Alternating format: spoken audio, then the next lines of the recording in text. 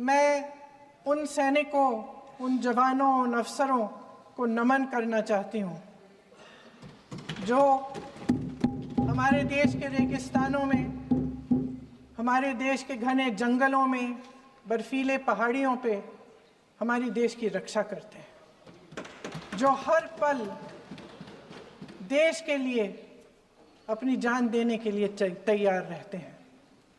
1948 से लेकर अब तक, जब से पाकिस्तानी रेडर्स ने कश्मीर पे हमला किया, तब से लेकर अब तक हमारी देश की अखंडता की रक्षा करने में उनका बड़ा योगदान है।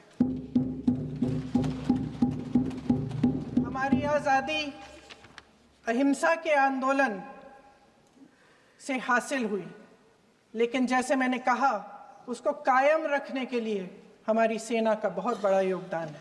कल मैं सदन में बैठी हुई सबके भाषण सुन रही थी।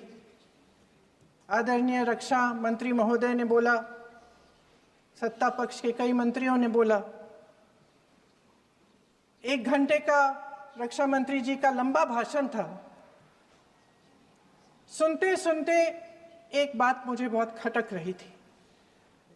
उसके बाद जब दूसरे भाषण भी सुने आपके सत्ता पक्ष के, तब भी ये बात बार बार मेरे मन में आ रही थी कि सारी बातें कर ली, ऑपरेशन सिंदूर की बात कर ली, आतंकवाद की बात कर ली, देश की रक्षा की बात कर ली, इतिहास का पाठ भी पढ़ा दिया, लेकिन एक बात छूट गई। उस दिन 22 अप्रैल 2025 को जब 26 देशवासियों को अपने परिवार के सदस्यों के सामने खुलेआम मारा गया, तो ये हमला कैसे हुआ, क्यों हुआ?